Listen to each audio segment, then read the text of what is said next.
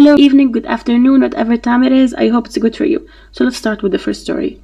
So a girl in Egypt wanted to get married, and she was rich, she was good-mannered, and she was religious. So basically the full package. So she decided that she wanted to get married, and a guy came to propose to her, and then she asked around about him. She was like, yeah, how is he? And everyone's like, yeah, he's a good person and he got money, but like his religion is 50-50, not that good. It's fine. And then she was like, okay, no, she refused him. She was like, I won't accept it, because she was religious, so obviously she wanted somebody at her level. And then the guy, he heard this. He was like, excuse me, you refuse me? Basically, paraphrasing. But it probably was like that. He was like, oh, you refuse me? And he wouldn't accept it, and obviously ego involved and all that. So he went to a magician. And he was like, this girl, he wanted revenge. I want revenge on her. I want her to fall in love with me. And then the magician, he was like, okay, we only want this fee, this much money, not a lot for you. And then come back tomorrow and everything will be solved. And then he came the next time, or the next day. And then the magician told him, I couldn't, I'm sorry, but I will refer you. It's like when you go to the doctor and they refer, like, what's going on?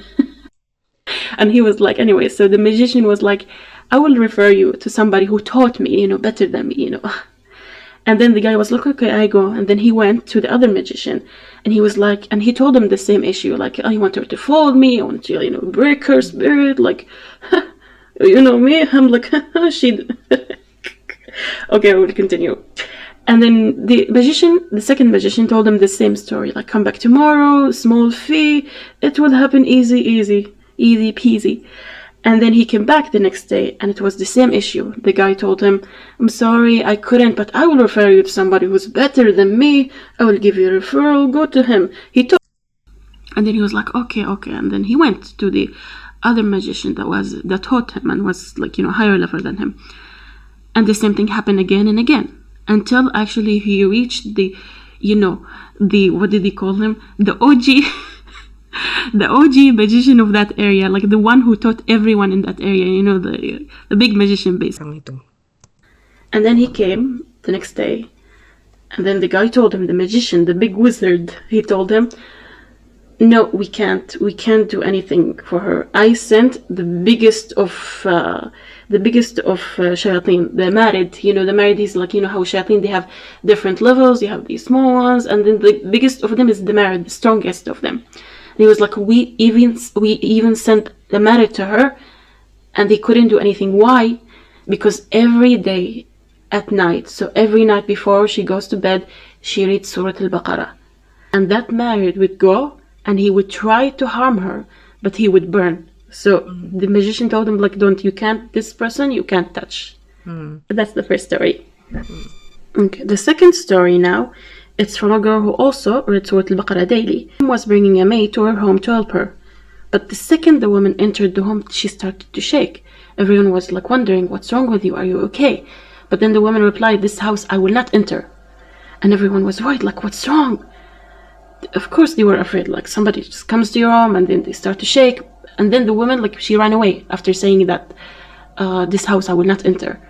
And obviously everyone was fearful, like somebody just comes to your home, you start to shake, start to run away. What's wrong? Is it this man? Okay. So that time it was afternoon time, so it was around Dhuhr prayer. So the girl, she said, I performed the prayer, the Dhuhr prayer, and then I went to sleep. In my sleep, I had a dream. It was a dream about that woman who came to their home. So she came to their home, but she was holding something in her hand. She was holding a book. But the girl in the dream, she was thinking, this book, it's a book of magic. Ta-da! The third story is of a guy who actually, I think, either had magic or had issues in his family. So it was one or the other. So I think somebody told him or recommended to him that he read Surah Al-Baqarah daily, and he decided to read it 3 times each day. So he took his book and then he went to the living room and he went and sat and he started to read it every day 3 times. And then he would sometimes, or he would notice like in front of him on the wall, there was a hole. And that hole would get bigger and bigger each day. So he decided, okay, what's this? What's wrong? Is it rats? What's wrong? He went to check and there was a pouch inside, and it was obviously magic inside the pouch. For me, what amazed me about this whole story is actually that when he set the intentions, he went and Allah guided him to the place where he would be able to see the magic perfectly. Like he could have chosen to go sit in the bedroom, he could have gone to sit in the, dining room for some reason, and he could have actually chosen to sit in any other chair that maybe wouldn't allow him to see that wall specifically. So this 4th story is of a girl who reads Surah Al-Baqarah for almost a month now, but sometimes, she would be busy, so she wouldn't complete the whole thing, but she would try to at least finish it daily. So she said that she used to have negative thoughts all the time, and she used to imagine bad scenarios. For example, she would imagine her dad being angry at her for no reason, until she actually started to cry. But keep in mind, it was all imaginary, it was all in her head, and her dad would be maybe he would be good to her, and nothing was wrong, but she would still have these negative thoughts, and she would also be moody, and she would be angry all the time, until she actually started to read Surah Al-Baqarah, and she started to get better. And she even said that even her prayers, she started to extra voluntary prayers, and she would pray the night, and she would do tahajjud and all these things. Now to the 5th story. So a hadith, from the Messenger sallallahu alaihi wasallam, and he said, "Do not turn your houses into graves. Indeed, Satan runs away from the house in which Surah Al-Baqarah is recited."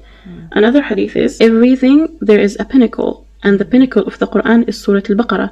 If anyone recites it in his house during the day, no devil will come near his house for 3 days. And if anyone recites it in his house during the night, no devil will enter his house for 3 nights.